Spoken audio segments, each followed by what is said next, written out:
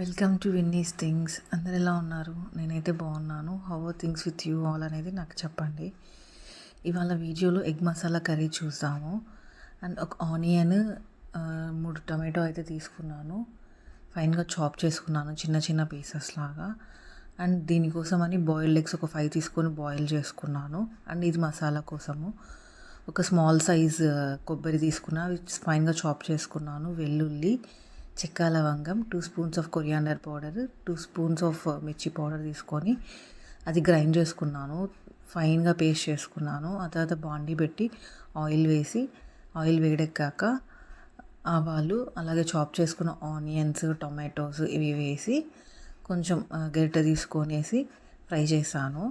Fry చేసుకున్న తర్వాత కొద్దిగా కరివేపాకు, సాల్ట్ తగినంత, పసుపు సరిపడా వేసుకొని మంచిగా ఫ్రై చేయాలి. మళ్ళీ మనం మీడియం ఫ్లేమ్లో పెట్టుకొని అవి బాగా సాట్ అయ్యేలాగా ఫ్రై చేసుకోవాలి. నార్మల్లీ ఈ ఎగ్ మసాలా కర్రీ అనేది చాలా ఈజీ అండి.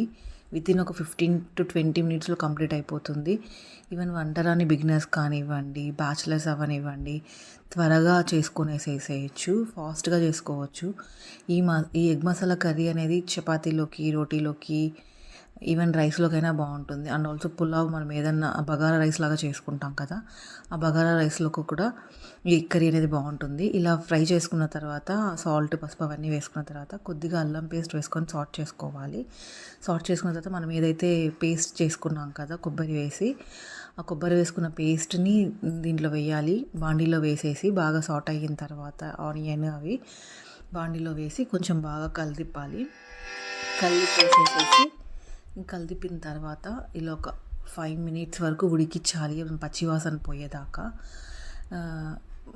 5 మినిట్స్ ఉడికించుకోవాలి బాగా పచ్చివాసన పోయేదాకా. ఆ తర్వాత కొద్దిగా దాంట్లో మిక్సీలో మనం ఇంకా కొంచెం ఉంటుంది కదా, దాంట్లో కొంచెం వాటర్ వేసుకొని అది కొంచెం బాగా దాంట్లో వేసేసుకొని కొంచెం కదులుకొని అది కలబెట్టుకొని ఒక 5 మినిట్స్ బాగా ఒక మీడియం ఫ్లేమ్లో పెట్టి ఇలా ఆయిల్ పైకి తేలేదాకా ఉడికించుకోవాలి మనము. జనరలీ మీరు అబ్జర్వ్ చేసి ఉంటే కొబ్బరి నేను పేస్ట్ చేసుకునేటప్పుడు వెల్లుల్లి పొట్టు తీయకుండా వేసాను. దానికి ఒక రీజన్ ఉంది. వెల్లుల్లి పొట్టు తీయకుండా వేసుకుంటే అది మంచిదండి. దాంట్లో యాంటీ క్యాన్సర్ ప్రాపర్టీస్ ఉంటాయి. సో అందుకు నేను వెల్లుల్లి పొట్టు తీయకుండానే ఎప్పుడైనా సరే నేను ఏ వంటలోకి యూజ్ చేసినా కూడా నేను పొట్టు అయితే తీయను నేను.